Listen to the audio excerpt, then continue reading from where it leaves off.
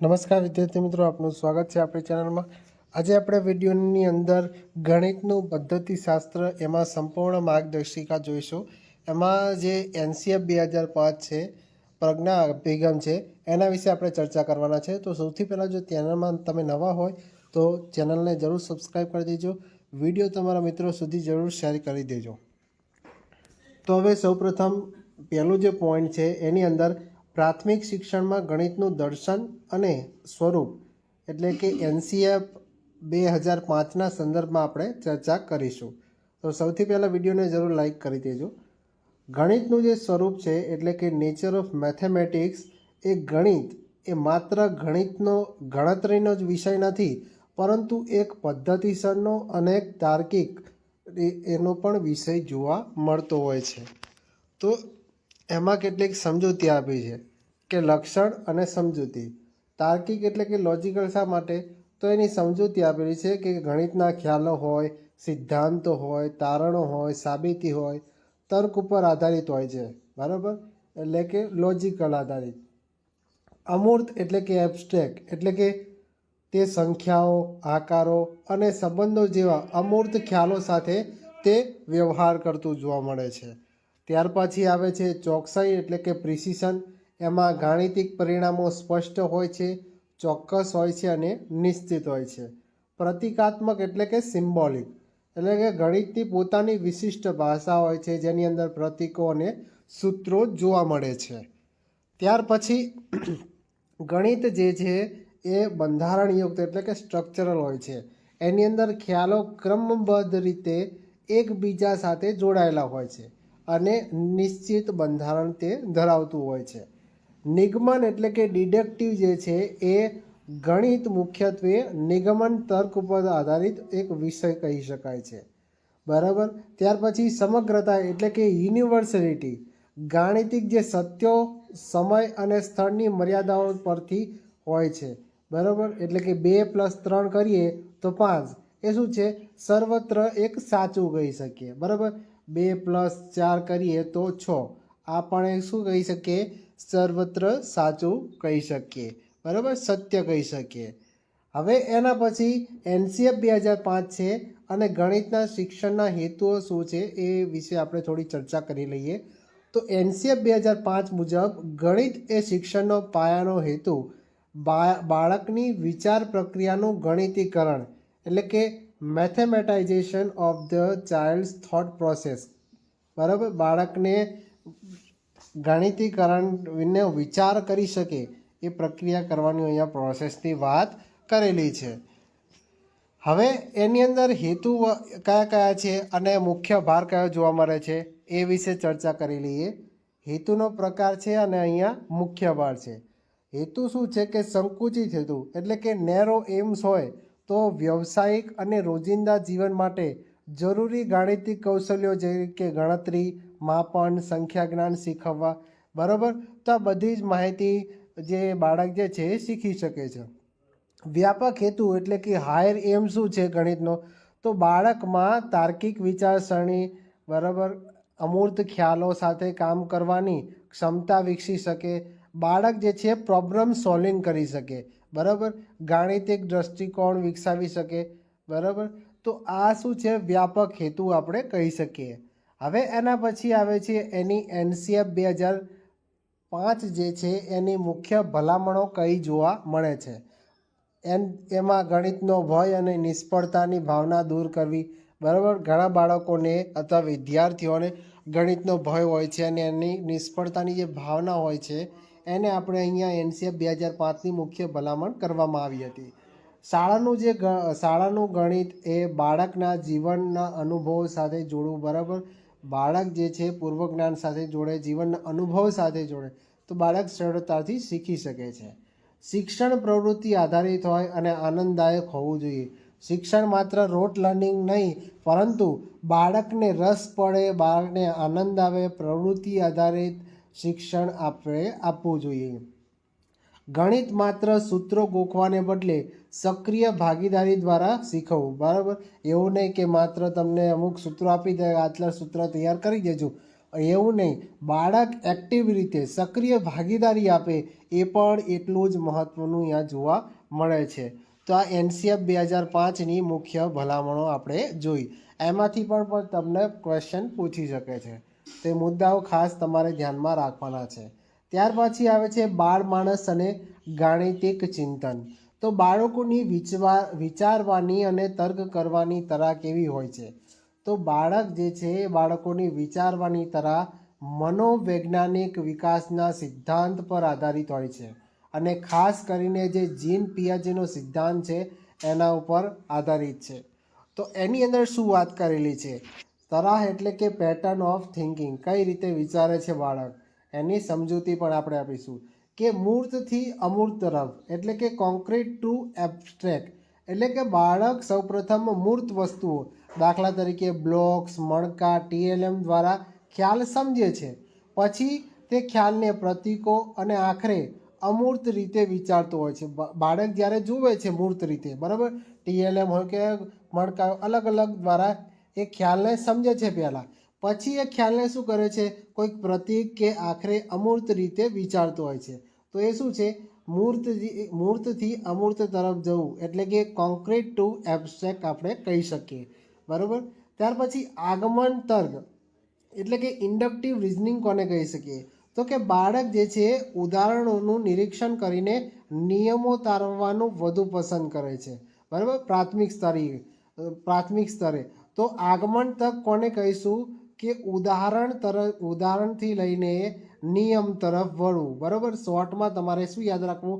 આગમન તકની જ્યારે વાત કરવામાં આવે તો ઉદાહરણથી નિયમ તરફ જવાનું કહે છે, બરાબર. તમને જે પરીક્ષામાં છે ટેટ 1-2ની પરીક્ષામાં તમને પૂછી આગમન તર્ક, નિગમન તક કોને કહેવાય, બરાબર, ઉદાહરણથી નિયમ તરફ શું જાય છે, બરાબર. તો એવી રીતે તમને પૂછી શકે કે નિયમથી ઉદાહરણ, ઉદાહરણથી નિયમ, તમારે એ ખાસ યાદ રાખવાનું રહેશે, બરાબર. ચિંતન અને ભાષા, બરાબર. તો કે બાળક જ્યારે મૌખિક રીતે પોતાની સમસ્યા ઉકેલવાની પ્રક્રિયા સમજાવે છે ત્યારે તેના ગાણિતિક ચિંતનનો ખ્યાલ બાળકને આવતો હોય છે. ત્યાર પછી આગળ ભૂલ દ્વારા શિક્ષણ એટલે કે લર્નિંગ બાય એરર્સ, બરાબર. બાળક જ્યારે ભૂલો કરે છે, બરાબર, એ ભૂલો દ્વારા બાળક શું કરે છે? ભૂલો કરીને બાળક એક નિરીક્ષણ કરીને શીખતો હોય છે. તો આ ભૂલો પણ એક શિક્ષણ પ્રક્રિયાનો ભાગ જોવા મળે છે. કોઈક બાળક જો ભૂલ જ નથી કરતો, કોઈ પ્રયત્ન જ કરતો નથી, તો એ બાળક શીખી શકે નહીં, બરાબર. એટલે બાળક ભૂલો કરે, ત્યારબાદ એનું નિરીક્ષણ કરે અને એ ભૂલો સુધારવાનો પ્રયત્ન કરે તો એ શિક્ષણ જે છે એ પ્રમાણે મેળવી શકે છે. એટલા માટે જ આ શિક્ષણ પ્રક્રિયાનો ભાગ કહી શકાય. પિયાજે શું કીધું છે ગણિતના સંદર્ભમાં? તો કે પ્રાથમિક શાળાનું બાળક જે છે એ મુખ્યત્વે મૂર્ત ક્રિયાત્મક તબક્કા એટલે કે કોન્ક્રીટ ઓપરેશનલ સ્ટેજમાં હોય છે. તેને મૂર્ત સામગ્રીની જરૂર પડતી હોય છે, જે આપણે આગળ વાત કરી, બરાબર. હવે આવે છે આપણે GCERTનો પ્રજ્ઞા અભિગમ અને એનું ગાણિતિક ચિંતન વિશે આપણે ચર્ચા કરીએ. તો પ્રજ્ઞા અભિગમ એટલે કે પ્રજ્ઞા અપ્રોચ છે. તો પ્રજ્ઞા એટલે પ્રવૃત્તિ દ્વારા જ્ઞાન, બરાબર. પ્રજ્ઞા એટલે શું? પ્રવૃત્તિ દ્વારા જ્ઞાન આપવામાં આવે છે. ગુજરાતમાં જે GCERT છે એના દ્વારા અમલમાં મુકાયેલો આ અભિગમ મુખ્યત્વે ધોરણ 1 અને 2 માટે શરૂ કરવામાં આવ્યો હતો. આ જે પ્રજ્ઞા અભિગમ છે એનો સિદ્ધાંત શું છે? તો કે બાળ કેન્દ્રી શિક્ષણ આપવું. બાળ કેન્દ્રી શિક્ષણ તો ખરું જ, પણ બાળકોને પ્રવૃત્તિ આધારિત અને સહાયક શિક્ષણ આપવું. આપણે જે શિક્ષક છીએ તો શિક્ષક એ સહાયક તરીકે, ફેસિલિટેટર તરીકે અને માર્ગદર્શક તરીકે પણ તમારે અહીંયા કાર્ય કરવાનું રહેશે.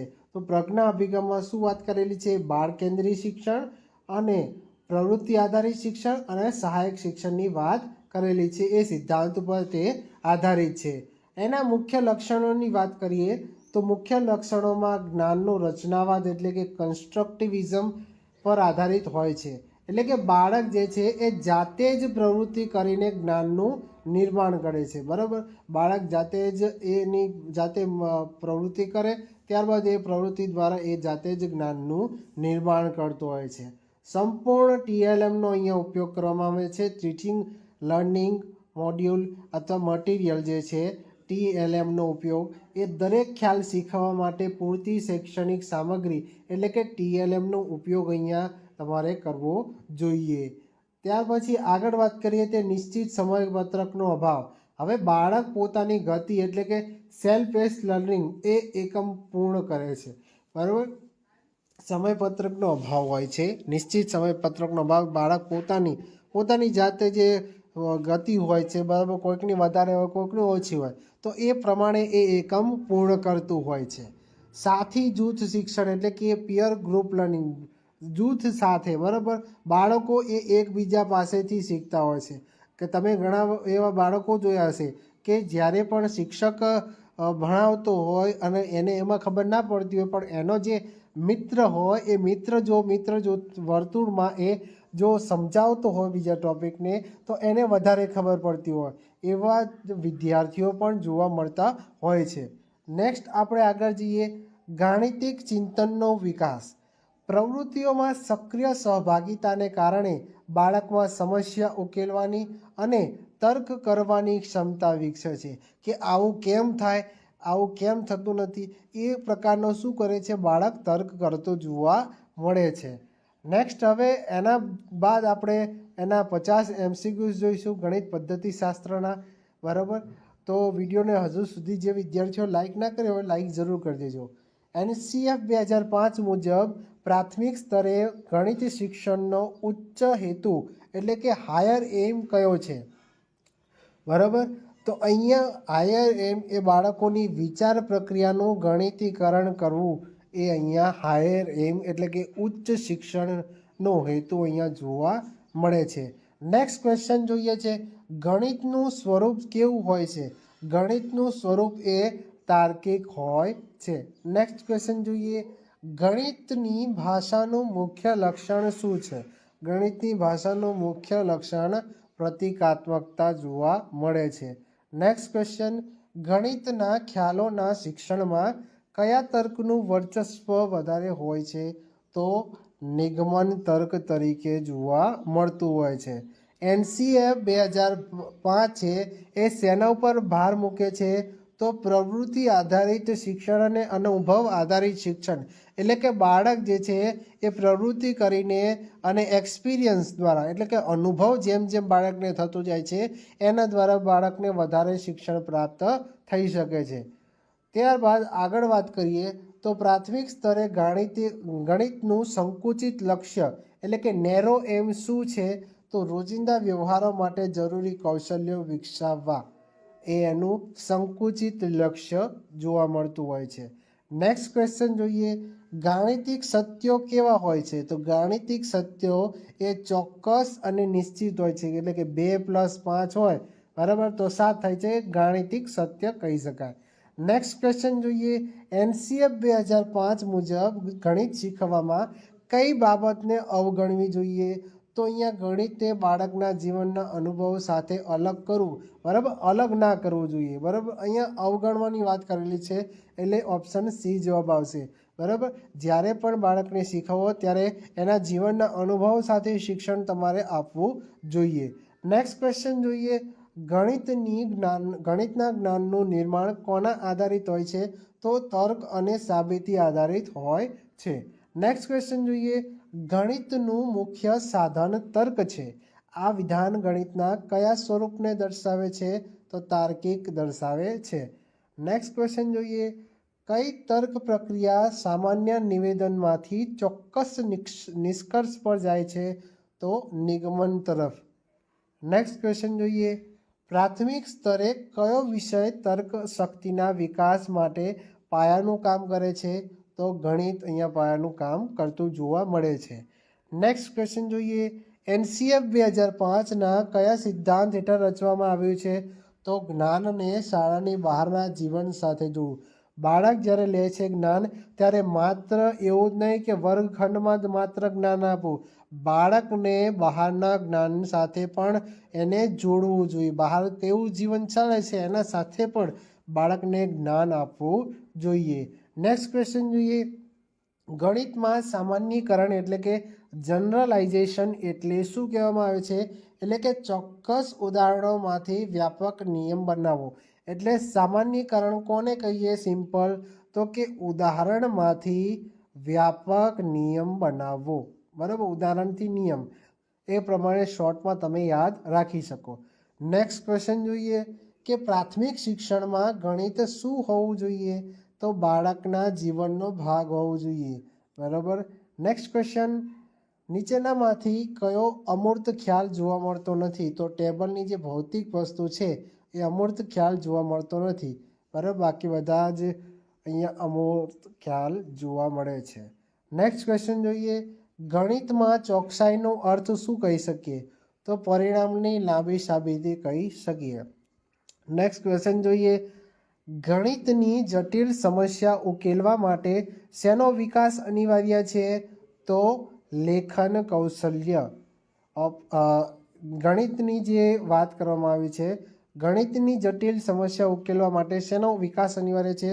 તો અમૂર્ત વિચારસરણી, લેખન કૌશલ્ય આવશે નહીં. ઓપ્શન બી તમારો સાચો જવાબ આવશે. અમૂર્ત ચિંતન બાળકે કરવું જોઈએ. નેક્સ્ટ ક્વેશ્ચન જોઈએ, પ્રાથમિક સ્તરે ગણિતનું શિક્ષણ બાળકમાં શેનો વિકાસ કરવો જોઈએ? તો તાર્કિક દલીલો કરવાની ક્ષમતા. બરાબર, બાળક જે છે એ તર્ક કરતો શીખી જાય. બરાબર, પ્રાથમિક સ્તરે બાળક જે છે એ તાર્કિક દલીલો, એટલે કે આ કેવી રીતે થયા, આવું કેમ થયું, આવું જ કેમ થશે, બરાબર, તો એ તર્ક કરતો થતો હોવો જોઈએ પ્રાથમિક સ્તરે. એનસીએફ 2005 મુજબ પ્રાથમિક શાળાના અભ્યાસક્રમમાં ગણિતના કયા વિષય પર વધુ ધ્યાન આપવું જોઈએ? તો સંખ્યાઓ અને તેની પરની ક્રિયાઓ પર. નેક્સ્ટ ક્વેશ્ચન, હવે જે 21 થી 50 છે એ બાળમાનસ, ચિંતન અને પ્રજ્ઞા અભિગમ પર એમસીક્યુઝ રહેશે. તો બાળકના ગાણિતિક ચિંતનની શરૂઆત ક્યાંથી થશે? તો મૂર્ત વસ્તુઓ અને અનુભવોથી જોવા મળશે. નેક્સ્ટ ક્વેશ્ચન, કે પ્રાથમિક સ્તરે બાળકોની વિચારવાની તરાહ કેવી હોવી જોઈએ? તો મૂર્ત ક્રિયાઓ પર આધારિત હોવી જોઈએ. નેક્સ્ટ ક્વેશ્ચન, પ્રજ્ઞા અભિગમ કયા સિદ્ધાંત આધારિત જોવા મળે છે? તો જ્ઞાનનો રચનાવાદ એટલે કે કન્સ્ટ્રક્ટિવિઝમ, રચનાવાદ ઉપર આધારિત જોવા મળે છે. નેક્સ્ટ ક્વેશ્ચન, બાળકની ગાણિતિક ભૂલો શું દર્શાવે છે? તો બાળકોની ગાણિતિક ભૂલ એ બાળકની શીખવાની પ્રક્રિયામાં અંતર અને ચિંતનની તરાહ જોવા મળે છે. નેક્સ્ટ ક્વેશ્ચન, પ્રજ્ઞામાં પ્રાનો અર્થ શું થાય છે? પ્રા એટલે કે પ્રવૃત્તિ આધારિત શિક્ષણ, એવું કહેવા માંગે છે. નેક્સ્ટ ક્વેશ્ચન, જીન પિયાજે મુજબ પ્રાથમિક સ્તરનો બાળક કયા તબક્કામાં હોય છે? તો જીન પિયાજે મુજબ પ્રાથમિક સ્તરનો જે બાળક જે છે એ પૂર્વ ક્રિયાત્મક તબક્કામાં હોય છે. નેક્સ્ટ ક્વેશ્ચન, પ્રજ્ઞા અભિગમમાં બાળક કેવી રીતે શીખે છે? તો બાળક પોતાની ગતિએ શીખે છે. સેલ્ફ પેસ લર્નિંગ જોવા મળે છે. ગણિત શીખવવામાં એટલે કે ટીએલએમ જે છે, ટીચિંગ લર્નિંગ મટીરિયલનો ઉપયોગ શા માટે જરૂરી છે? તો અમૂર્ત ખ્યાલોને મૂર્ત સ્વરૂપ આપવા માટે ટીએલએમનો ઉપયોગ કરવામાં આવે છે. નેક્સ્ટ ક્વેશ્ચન જોઈએ, બાળકના ગાણિતિક ચિંતનનો વિકાસ કેવી રીતે પ્રોત્સાહિત કરી શકે છે? તો સમસ્યાઓને હલ કરવા માટે વિવિધ તકો આપીને. નેક્સ્ટ ક્વેશ્ચન જોઈએ, બાળકે કોઈ પણ ગાણિતિક સમસ્યા ઉકેલવા માટે જે પદ્ધતિનો ઉપયોગ કર્યો છે તે બાળક મૌખિક રીતે સમજાવે છે. આને શું કહી શકીએ આપણે? તો ચિંતન પ્રક્રિયાનું મૌખિકીકરણ કર્યું છે એવું આપણે કહી શકીએ. પ્રજ્ઞા અભિગમમાં મૂલ્યાંકન કેવું હોય છે? તો નિરંતર અને સર્વગ્રાહી હોય છે. નેક્સ્ટ ક્વેશ્ચન જોઈએ, બાળકને અપૂર્ણાંક એટલે કે ફ્રેક્શન્સ શીખવવા માટે શ્રેષ્ઠ ટીએલએમ શું કહી શકીએ? તો અપૂર્ણાંક ચક્ર જે છે, ફ્રેક્શન વ્હીલ હોય તો એને આપણે બાળકને અપૂર્ણાંક સારી રીતે શીખવી શકીએ છીએ. નેક્સ્ટ ક્વેશ્ચન જોઈએ, જો બાળક સંખ્યા 45 ને 54 તરીકે લખતું હોય તો આ કઈ ભૂલ દર્શાવતું જોવા મળે છે? તો સંખ્યાના સ્થાનની કિંમતની સમજનો અભાવ કહી શકીએ છીએ. નેક્સ્ટ ક્વેશ્ચન જોઈએ, ગણિતમાં રચનાત્મકતા એટલે કે કન્સ્ટ્રક્ટિવિઝમનો અર્થ શું થાય છે? તો બાળક દ્વારા પોતાના જ્ઞાનનું સક્રિય નિર્માણ કરે છે.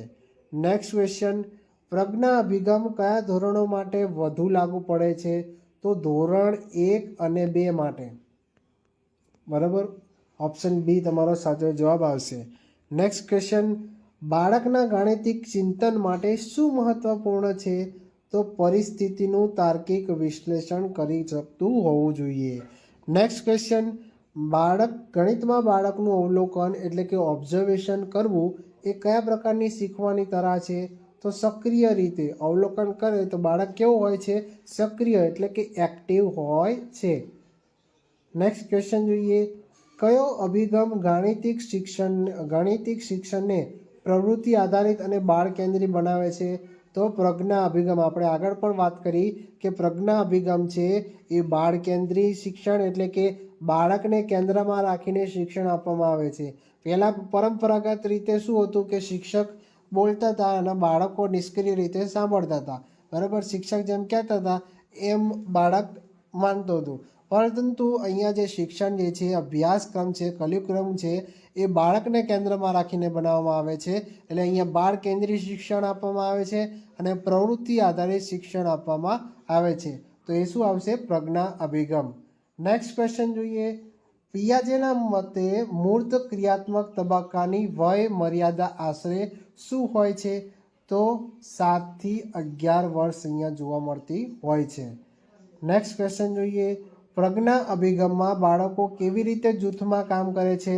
તો સાથી જૂથ શિક્ષણ એટલે કે ભિન્ન સ્તરના અલગ અલગ સ્તરના બાળકો જે છે એ બધા ભેગા મળીને એક જૂથ બનાવીને સાથી જૂથ શિક્ષણ એટલે કે એક પ્રકારના ગ્રુપમાં એ પ્રજ્ઞા અભિગમમાં બાળકો જૂથમાં કામ કરતા જોવા મળે છે. નેક્સ્ટ ક્વેશ્ચન જોઈએ, ગાણિતિક ખ્યાલો શીખવવાનો યોગ્ય ક્રમ શું કહી શકીએ? તો પહેલાં તો મૂર્ત વસ્તુ બતાવે, પછી ચિત્ર અને પ્રતીક. બરાબર, તો ઓપ્શન બી તમારો અહીંયા સાચો જવાબ આવશે. નેક્સ્ટ ક્વેશ્ચન જોઈએ, NCF 2005 મુજબ ગણિતના વર્ગખંડનું વાતાવરણ કેવું હોવું જોઈએ? તો રસપ્રદ, પડકારજનક અને સહાયક હોવું જોઈએ. નેક્સ્ટ ક્વેશ્ચન, આગમન તર્કની મદદથી કયો ખ્યાલ શ્રેષ્ઠ રીતે શીખવી શકાય? તો ચોરસના ગુણધર્મો છે એમાં ઉદાહરણોમાંથી નિયમ તારવો. બરાબર, ઉદાહરણ આપો, ઉદાહરણમાંથી નિયમ તારવવો. નેક્સ્ટ ક્વેશ્ચન, બાળકના મનમાં ગણિતનો ડર પેદા થયો છે તો એનું મુખ્ય કારણ શું હોઈ શકે? તો બાળક જે છે, બાળકને પરીક્ષામાં નિષ્ફળ થવાનો ડર બેસી ગયો છે અને શિક્ષક પણ એટલો જ કડક છે એટલા માટે બાળકના મનમાં ગણિતનો ડર બેસી ગયો છે. નેક્સ્ટ ક્વેશ્ચન જોઈએ, પ્રજ્ઞા અભિગમમાં શિક્ષકનું મુખ્ય કાર્ય શું છે? એટલે કે માર્ગદર્શક અને સહાયક બનવું એટલે કે ફેસિલિટેટર. આપણે આગળ પણ વાત કરી કે શિક્ષકનું અહીંયા કાર્ય શું જોવા મળશે? જ્યારે બાળ કેન્દ્રી શિક્ષણ હોય છે ત્યારે બાળક જ્યારે કોઈ પણ જૂથમાં તમે કામ આપો છો અથવા કોઈ પણ કાર્ય તમે આપો છો તો બાળકને એ પ્રકારની સામગ્રી જે પણ જોઈતી હોય એ સામગ્રી પૂરી પાડવી, એક તરીકે તમારે સહાયક તરીકે બનવાનું હોય છે. અને બાળકને જો અહીંયા કંઈક ભૂલ થતી હોય તો બાળકને એ સાચું માર્ગદર્શન આપવું એટલે માર્ગદર્શક, ફેસિલિટેટર તરીકે પણ તમારે કાર્ય કરવાનું અહીંયા રહેતું જોવા મળશે. નેક્સ્ટ ક્વેશ્ચન જોઈએ કે એક જ જવાબ ન હોય તેવી સમસ્યાઓ એટલે કે ઓપન એન્ડેડ પ્રોબ્લેમ્સ હોય તો ગણિત શિક્ષણમાં શા માટે મહત્ત્વની જોવા મળે છે? તો બાળક જે છે ગાણિતિક ચિંતન અને સર્જનાત્મકતાને પ્રોત્સાહિત કરવા એક જ જવાબ ન હોય પણ તેવી સમસ્યાઓ, ઓપન એન્ડેડ જે પ્રોબ્લેમ્સ જોવા મળે છે એ ગણિત શિક્ષણમાં ખૂબ જ મહત્ત્વની જોવા મળે છે. બાળક ગાણિતિક ચિંતન કરી શકે અને પોતાની જે સર્જનાત્મક નવી જ કંઈ સર્જન કરવાની જે શક્તિ હોય એને પ્રોત્સાહિત કરવા માટે આ ખૂબ જ અગત્યનું છે. નેક્સ્ટ ક્વેશ્ચન જોઈએ, પ્રાથમિક શાળાના ગણિતમાં શાનો સમાવેશ કરવો જોઈએ? તો ગાણિતિક કોયડાઓ અને રમતોનો ઉપયોગ ખાસ કરવો જોઈએ, એનો સમાવેશ કરવો જોઈએ. GCERTનું પૂર્ણ સ્વરૂપ શું જોવા મળે છે? તો Gujarat council of educational research and training. Option A તમારો સાચો જવાબ આવશે. નેક્સ્ટ ક્વેશ્ચન જોઈએ, NCF 2005 મુજબ કઈ બાબત ગણિતમાં શિક્ષણમાં સુધારો લાવશે? તો પદ્ધતિશાસ્ત્રમાં ફેરફાર અને TLMનો વધુ ઉપયોગ કરે તો સારી રીતે આ ગણિત શિક્ષણમાં સુધારો કરી શકે છે. બરાબર. નેક્સ્ટ લાસ્ટ ક્વેશ્ચન જોઈએ. બાળકના ગાણિતિક ખ્યાલોના નિર્માણમાં સૌથી મહત્વપૂર્ણ શું છે? તો બાળકોનો પોતાનો સક્રિય અનુભવ. બાળક સક્રિય રીતે અનુભવ પ્રાપ્ત કરશે તો એક સારો શ્રોતા પણ બની શકે અને આગળ જઈને કંઈક સારી જે ઉપાધિ પણ હાસિલ કરી શકે છે. બરાબર. તો બાળકે પોતાનો સક્રિય અનુભવ ખૂબ જ અહીંયા જરૂરી જોવા મળે છે. હવે જો તમને વિડીયો ગમ્યો હોય તો